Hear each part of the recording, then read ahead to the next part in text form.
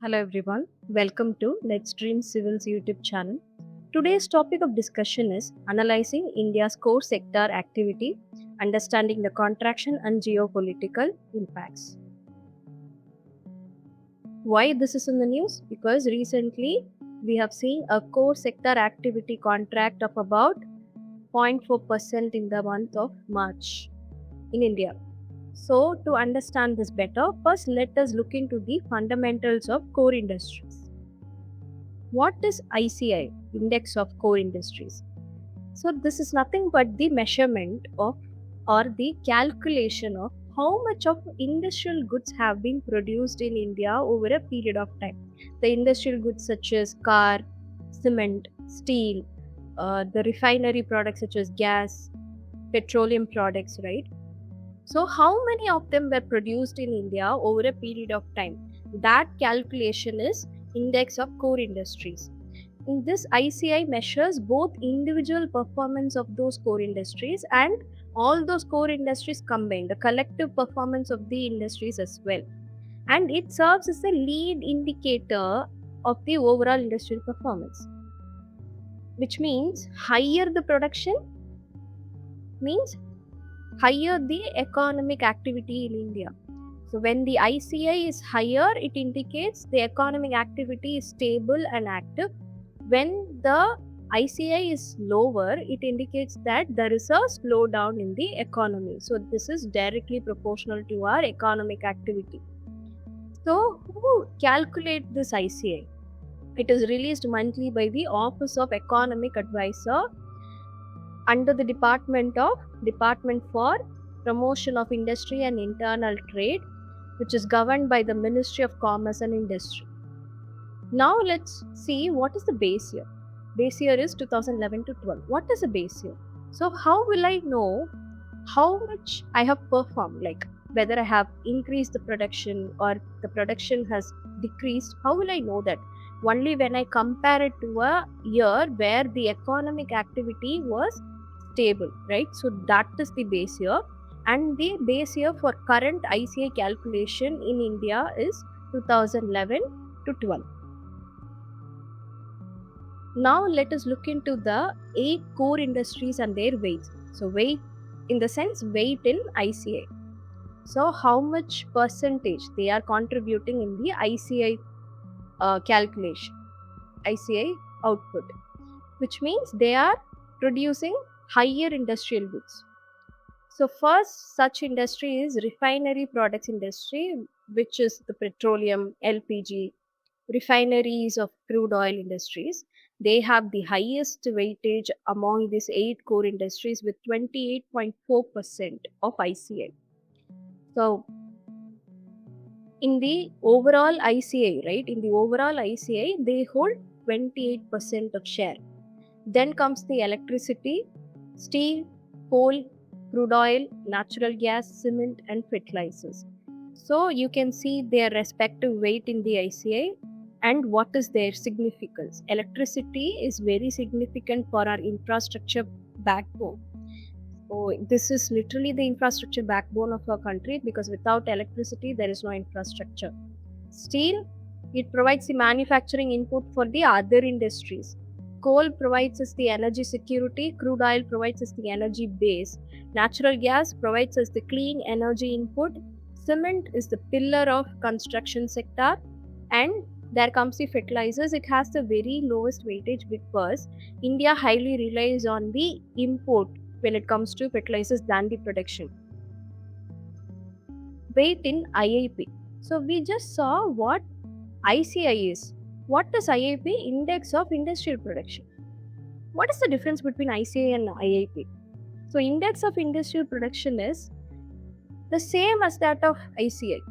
It calculates the how much of industrial products or industrial goods have been produced in India over a period of time. Then what's the difference? The difference is it includes other industries as well.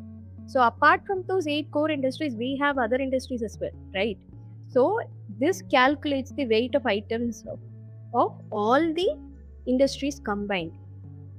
But this ICI, right, this core industries have a major significance here because they contribute up to 40% of the combined weight. So if you take 100% IIP, in that 40% comes from the core industries. What does this mean? What does this mean? That even if there is a slight unpredictability, even if there is a slight instability in those 8 core industries, it will highly impact our total industrial output and India's GDP. Now let's look into this war impact. Let's analyze this war impact, how it affects our core industries, production and the performance. How this war impact is the reason for this 0.4% contraction. There is a supply disruption, which means there is a bottleneck. There is a problem with the critical raw material import and stalling of a refinery and steel output, because the shipment movement, right, it is not happening because the Iran has closed the Strait of Hormuz because of the geopolitical tension between those two countries, USA and Iran. The shipment movement is completely disrupted, which resulted in the bottlenecks in critical raw material import and stalling refinery and steel output. Then that comes the input price hikes. We all know there is a surge in global crude oil and gas prices. When the crude oil price increases, it increases the production cost. When the production cost increases, there are industries like cement and steel which highly reliable on this crude oil and gas for their production. So that will affect them very badly. And then fertilizer input. As we already said, India highly relies on the import of the feedstock for the fertilizers. So this makes them more vulnerable. The fertilizers industry is highly vulnerable and highly impacted due to this war conflict. How geopolitics affects the economy? When there is a war impact, right, it acts as a supply side shock and it creates a domino effect. That means when one thing is affected, it will sequentially affect the other things as well. The global shipping delays increase the freight cost. Since the ships are being halted in the Strait of Hormuz, right, the shipping delays increases that transport cost. When the transport cost increases, it increases the other cost as well. And then comes the strategic energy reserve becoming more expensive to replenish. What is a strategic energy reserve? Every country has a energy reserve for them, where they store the fuel for emergency. When there is an emergency, they will take the fuel from that reserve and provide for the public. But they have to replace it, right? They have to refill that energy, and that will become more expensive. And then the imported inflation creeps into the domestic manufacturing.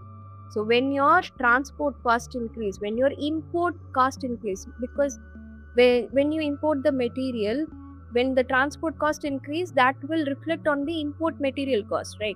When that cost increase, when the raw materials cost increase, it will reflect in the manufacturing cost. And then when that increases, it will reflect in the final product cost, right? So what happens when the final product cost increases? It will reflect in the inflation of the country, and then contraction in the March. It often signifies a weak end to the fiscal year. So this is the trajectory of IIP. So as you can see, it is signaling a potential slowdown towards March. So what is the main focus here and critical think points on this topic?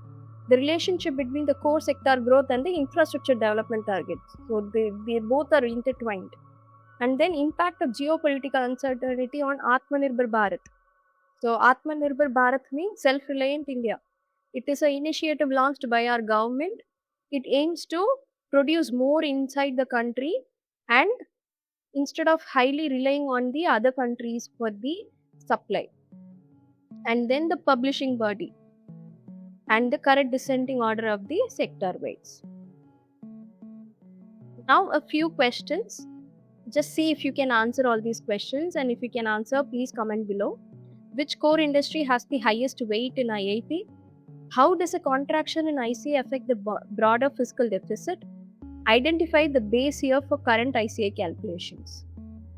That's it, students. Thank you so much for watching. If you find this video helpful, please subscribe the channel for more such informative videos. Thank you. Stay tuned.